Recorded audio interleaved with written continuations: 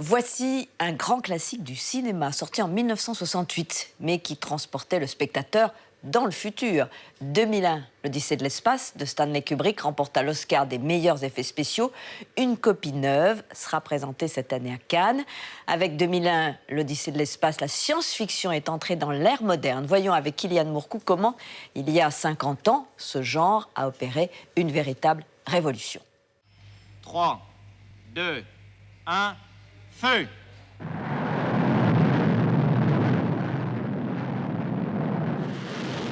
Dans un contexte mondial brûlant sur fond de guerre froide et de Vietnam, l'année 1968 s'annonce comme une des plus sombres. La science-fiction choisit ce moment de paranoïa ambiante pour écrire enfin ses lettres de noblesse. La planète des singes, le roman de Kadik qui donnera plus tard le film Blade Runner et surtout 2001 Odyssée de l'espace. 3 œuvres magistrales qui ont changé à jamais le statut de la science-fiction.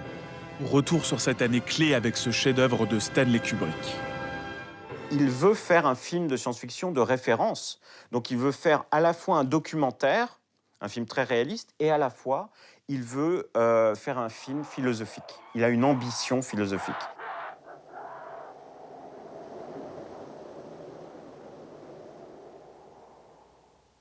Il est allé chercher des gens de la NASA, ce qui était totalement inédit à l'époque, pour fabriquer véritablement un futur proche, crédible. Et ça, cette exigence-là de vérité, on la retrouve effectivement dans toute la science-fiction plus tard, parce que Kubrick a eu cette volonté-là. L'année 1968 est aussi une année de rupture générationnelle. Et là, tous les jeunes gens qui sont en train de fumer des joints, qui vont au cinéma pour regarder des spectacles incroyables, découvrent la séquence trip de 2001 et sont complètement éblouis.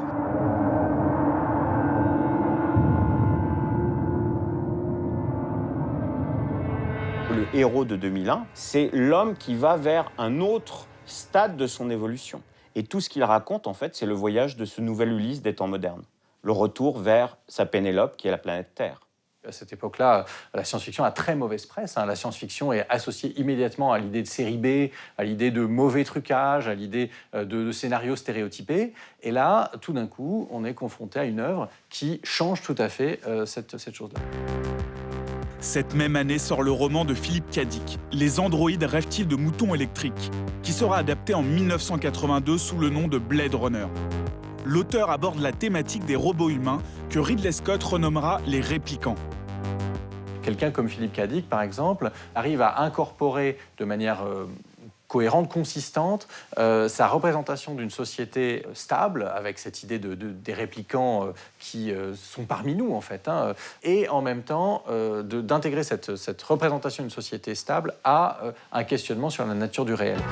La réalité inspire la science-fiction et tente de raconter les phobies de cette époque dans la société. Si on s'intéresse en particulier à la planète des singes de Schaffner, il y a cette peur qui devient de plus en plus prégnante, qui est la peur d'une apocalypse nucléaire, qui est la toile de fond de beaucoup de films, et qui va devenir une véritable obsession. Kubrick, on avait déjà parlé dans Docteur Folamour, mais c'est quand même la guerre froide qui domine. C'est ça le climat politique de l'époque.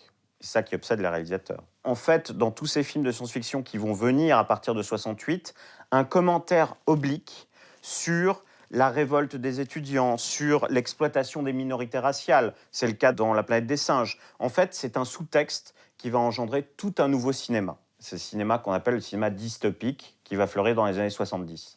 En 67, 68, 69, cette période-là, c'est une période où commence non pas une légitimité de la science-fiction, mais une forme de validation culturelle, une forme de reconnaissance du fait qu'il y ait des apports possibles d'une pensée qui est une pensée qui fait un pas de côté ou qui fait un pas un peu en avant et qui permet de changer de perspective sur le monde. Vous êtes en fait le cerveau et le système nerveux de l'astronef. Et vous êtes programmé aussi pour surveiller l'état des savants qui sont en hibernation. Vous est-il jamais arrivé de douter de vos capacités ? Permettez-moi de vous répondre en d'autres termes. La série de superordinateurs Karl est la plus perfectionnée que l'on connaisse. Le futur, en général, est plutôt inquiétant.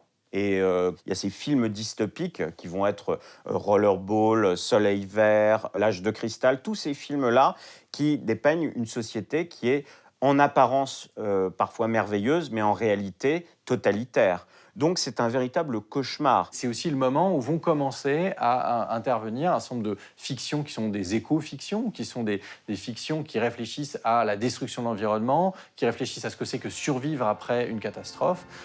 Et il y a, de ce point de vue-là, un mouvement qui se fait pendant les années 60.